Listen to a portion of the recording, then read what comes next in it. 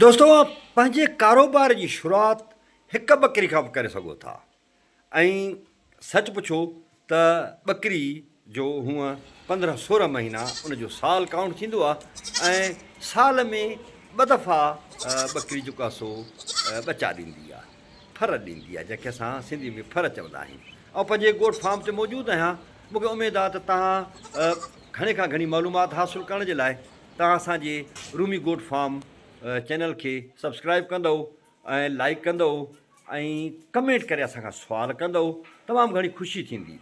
ऐं सच पुछो त मूंखे बि नौकिरी आहे, ऐं 7th ग्रेड जो ऑफिसर आहियां, पर उनजे बावजूदि बि आउं हीउ कमु कयां थो ऐं चाहियां थो त पंहिंजे औलाद जे लाइ हिकिड़ो सुठो कारोबार जेको आहे सो उनजी शुरूआति करे वञा। मूंखे ट्रॉल कुल्हे ते पियो आहे ऐं इन में को बि ऐब नथो सम्झा।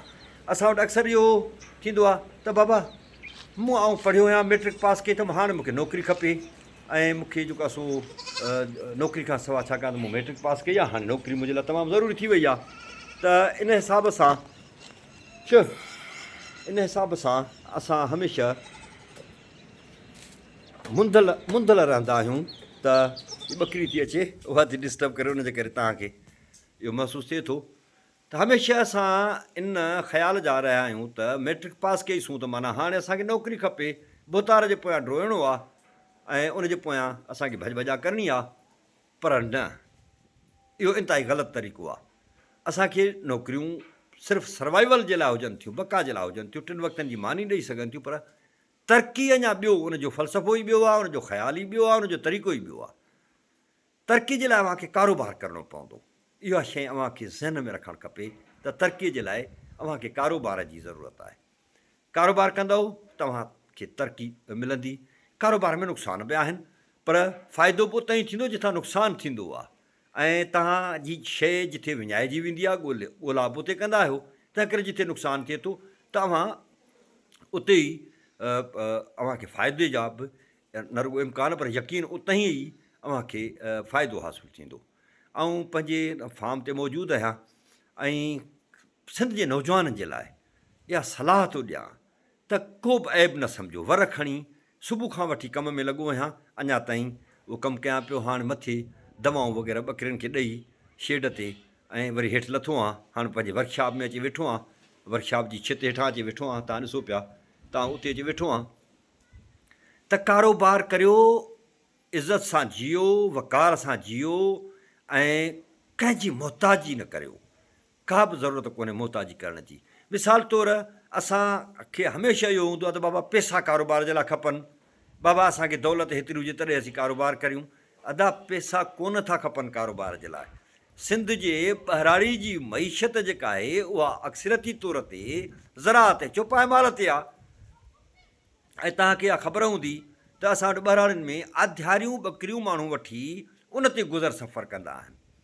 असां वटि पैसा न आहिनि, को मसइलो कोन्हे को, असां आध्यारियूं ॿकरियूं वठी बि असां पंहिंजो कारोबार शुरू करे सघूं था।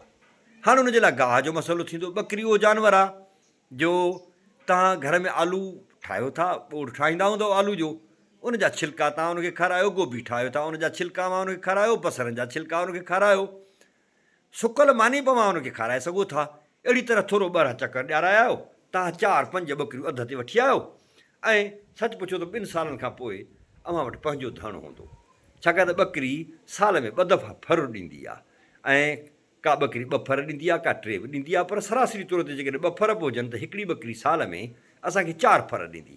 ऐं जॾहिं 4 फर असां वटि थी विया ऐं जेकॾहिं असां वटि 4 ॿकरियूं आहिनि त असां वटि 16 फर हूंदा। 16 फर थिया त इन जो मक़सदु इहो वञी बीठो त असां वटि 16 मां 8 पंहिंजा आहिनि फर। ऐं उन्हनि 8 फरनि 8 फर तमामु घणा आहिनि। तव्हां 2 साल में जॾहिं दाख़िलु थींदव, 3 साल में दाख़िलु थींदव, तव्हां वटि पंहिंजो वॾो धणु हूंदो ऐं कंहिंजी बि मोहताजी जी अव्हांखे ज़रूरत पेश न ईंदी। त हाणे हिन वक़्तु आउं हिते वेठो आहियां ऐं मुंहिंजो पुटु जेको आहे उहो तव्हां पोयनि वीडियोज़ में ॾिठो हूंदो। मुंहिंजो पुटु कंप्यूटर साइंस में सिंध यूनिवर्सिटी मां उहो डिग्री होल्डर आहे, पर उहो उते पाण कमु करे थो ऐं हुन हमरा बि रखिया आहिनि, 5 साथी बि रखिया आहिनि पघार ते, पर हू पाण बि कमु करे थो।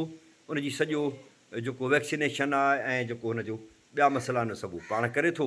ऐं तंहिं करे तव्हांखे गुज़ारिश आहे हा त महिरबानी करे कंहिं बि कारोबार खे कंहिं बि पोरिए खे ऐब न सम्झो ऐं अव्हां इहो सम्झो त मूंखे कंहिंजे ॾाढो हथु न आहे टंगणो, मूंखे ॾोहनि खां बचिणो आहे, मूंखे नशनि खां बचिणो आहे, मूंखे मुहताजी खां बचिणो आहे, पंहिंजो कारोबार करिणो आहे। उनजे लाइ को बि कारोबार कयो, रुॻो ॿकरियूं छा, तव्हां को बि कारोबार कयो, पंहिंजे इलाइक़े में ॾिसो त कहिड़ी शइ जी दुकानु मौजूदु कोन्हे, कहिड़ी शइ जी मार्केट आहे, त उन हिसाब सां तव्हां हुते जेको आहे सो कारोबार करे सघो था। ऐं मुंहिंजे ख़्याल में त कारोबार जहिड़ी ॿी का बि उनजो को नमुल बदल कोन्हे को, ऐं कारोबार वसीले ई तव्हां अॻिते वधी सघो था। असां गोट फार्म खोलियो आहे ऐं अव्हांजे इलाइक़े में जेकॾहिं गाहु आहे ऐं जूअ आहे त अव्हां बि ॿकरियूं पालियो। ज़रूरी न आहे त असां वांगुरु तव्हां वॾे पैमाने ते जेको आहे सो कम जी शुरूआति कयो, नंढे पैमाने ते 2-4 ॿकरियुनि खां बि अव्हां शुरूआति करे सघो था ऐं 10 ॿकरियुनि खां बि अव्हां शुरूआति करे सघो था।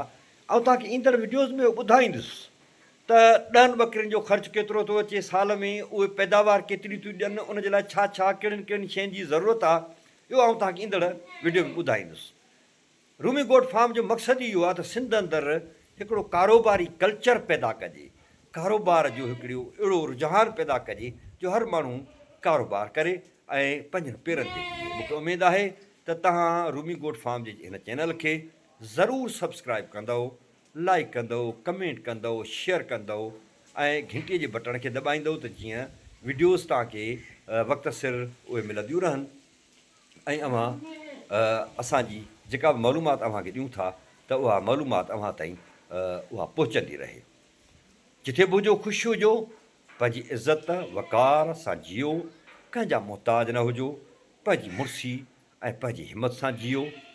सच पुछो त जेकॾहिं तव्हां मुंहिंजे हिननि गुज़ारिशुनि ते, जेके सादगी वारियूं गुज़ारिशूं आहिनि ऐं आउं कंहिं टेबल ते वेही कंहिं कुर्सी ते वेही न, पर हाणे पंहिंजे माल मां निकितो आहियां ऐं तव्हां जेकॾहिं हिन गुज़ारिशुनि ते अमल कयो त सच पुछो त तव्हां कंहिंजा मुहताज न रहंदव ऐं तव्हांखे पंहिंजनि पेरनि ते बीह वेंदव।